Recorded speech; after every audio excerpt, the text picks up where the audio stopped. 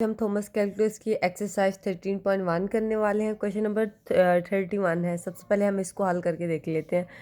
हमने जैसे पीछे हमने निकाल ली थी सी की वैल्यू, मींस कि हमने देखा था कि इंटीग्रेशन जो होता है वो डेरिवेटिव का एंटी डेरिवेटिव होता है ना, ठीक है। इसी वजह से हम पता है जब डेरिवेटिव में ज़ीरो आता है, जब हम कांस्टेंट वैल्यू लेते हैं वो ज़ीरो देती हैं, ठीक है। जब वो ज़ीरो आती हैं तो हमें नहीं पता होता कि जैसे 3 हो 4 हो ETC। मैंने आपको पहले भी ये बताई थी बातें पिछली वीडियो में, ये ज़ीरो दे देती हैं डेरिवेटिव में। जब इंटीग्रेशन में आते हैं ना, हमें तो नहीं पता होता कि कौन सी वैल्यूज़ पीछे से ज़ीरो होके आई हैं, तो हम क्या करते हैं उसकी जगह सी लिखते हैं। फिर हमने इसमें हमने ना वही सी निकालना है कि हमारे पास कौन सी ऐसी वैल्यूज़ थी जो हमने डेरिवेटिव में ज़ीरो की थी, हमने उसको सिर्फ फाइंड करना है। और दूसरी बात ये है कि हमारे पास यहाँ क्या डबल इंटीग्रेशन हमने यूज़ करनी है। हमारे पास दो, पहले हम एक कर रहे थे, अब दो करनी है। और सेकंड बात ये कि हमने यहाँ वेक्टर में देखना है। अब पीछे भी हम बुक के पीछे पढ़ चुके हैं इस बारे में कि हमारे पास वो होती थी इक्वेशन की, हम निकालते थे। ये क्योंकि हम वेक्टर वाला चैप्टर पढ़े हैं तो ये वेक्टर की बेस पे आ रहा है। इसमें फिर के आई मतलब जे, ये हमारे पास वेक्टर है ना, तो इसी वजह से हमारे पास ये वेक्टर की वैल्यूज़ कांस्टेंट में निकलती हैं। और आपने पीछे भी पढ़ा होगा जब डेरिवेटिव में मैंने आपको कुछ सवालात करवाए थे, जब हमारे पास इस तरह की कोई वैल्यू आ जाती थी, टू आ जाती थी, हम क्या करते थे, ज़ीरो कर देते थे डेरिवेटिव में। इसी तरह से हमें पता है जब भी हमारे पास इस तरह की आंसर में वैल्यूज़ आती हैं इस तरह की, तो हमें पता है ज़हरी बात है वो जब हम डेरिवेटिव लेते हैं वो ज़ीरो दे देती हैं, इसलिए हमारे पास यहाँ आती हैं।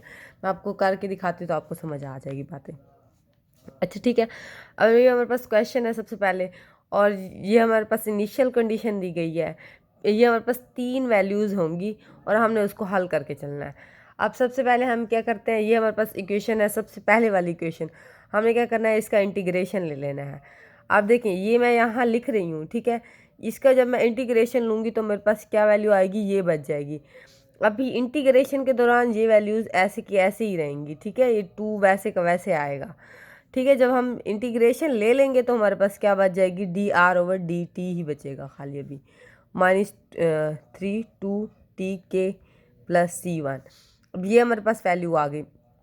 अब हमें पता है कि हमारे पास यहाँ, अब ये जो वैल्यू निकली ये सेम है ना हमारे पास, ये देखिए ये चीज़ सेम है ना, तो ज़ाहिर बात है इधर टी उन्होंने ज़ीरो पुट किया है, हम भी क्या करेंगे, टी को ज़ीरो पुट कर देंगे। जब हम टी को ज़ीरो पुट करेंगे हमारे पास, हमें पता है कि ये -32 क्या हो जाएगा, ज़ीरो हो जाएगा ना, +c1।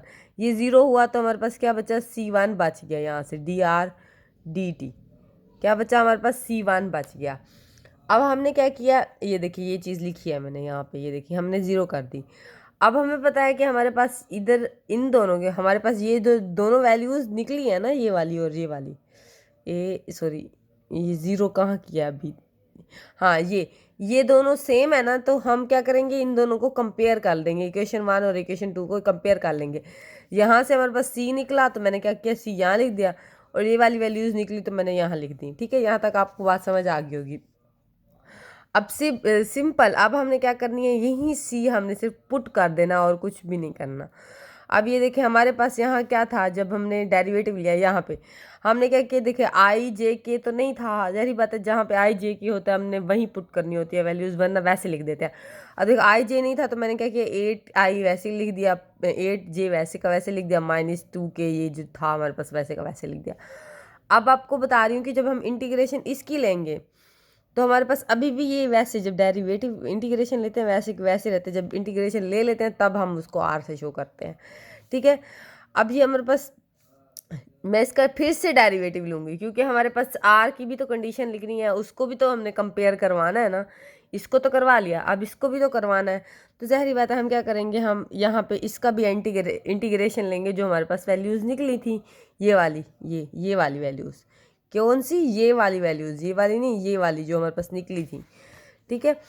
अब देखें इसको जब निकाली है तो हमारे पास ये क्या होगा, t1 ये, फिर क्योंकि आपको पता है ये हमारे पास r के इक्वल हो जाती है वैल्यूज़, ठीक है। और अब देखिए ये क्या हो जाएगा, t1 हो जाएगा, t2 हो जाएगा, और ये आपको पता है 2/2, जब ये इस 32 से कैंसिल होगा तो हमारे पास क्या बचेगा, 16 बचेगा। फिर हमने C2 लिखा क्योंकि हमारे पास C1 था, ये कंडीशन तो एक ही चल रही है ना सवाल, तो हमने उसको C2 लिख दिया।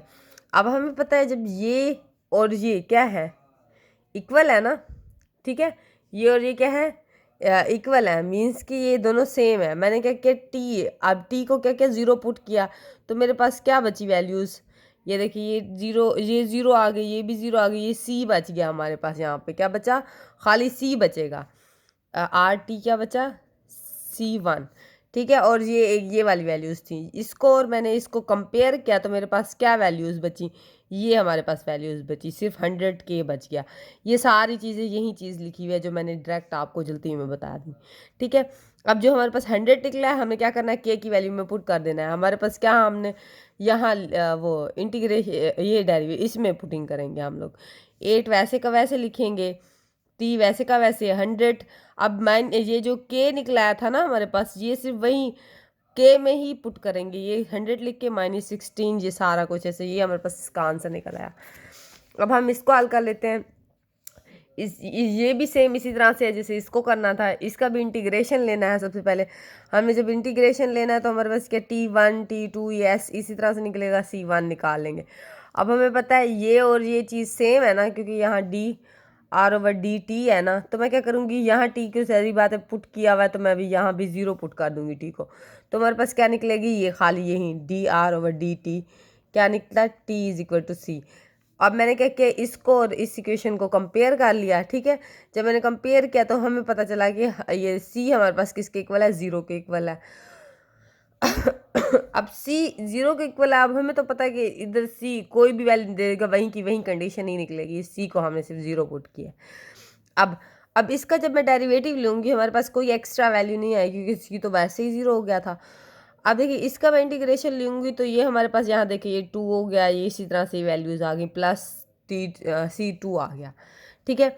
अब देखिए हमारे पास इनिशियल कंडीशन क्या दी थी, उसने 0 दी थी ना, 0 थी ना, मेरे पास ये सारी वैल्यूज़ हैं, तो मैंने ज़हरी बात है, ये देखो यहाँ 0 दिया, इस आर को भी तो मैं 0 पुट करूँगी ना, तो मैंने आर पुट किया तो हमारे पास क्या बची, ये सिर्फ वैल्यू बची। फिर मैंने क्या किया, इसको और इस इक्वेशन को कंपेयर कर दिया। जब मैंने इस इक्वेशन और इस इक्वेशन को और इसको कंपेयर किया तो ये C2, ये हमारे पास ये वाली वैल्यूज़ जो थी मैंने ये लिखी हैं। फिर मैंने क्या किया, सिंपल इसके अंदर पुट कर दी, जो I की वैल्यू थी I में पुट की, जो J की वैल्यू थी वो J की वैल्यू थी G में, ये देखिए ये वाला 10 यहाँ पुट किया, ये वाला इधर पुट कर दिया, ठीक है। आपको बात समझ आ गई होगी, यहीं तक था।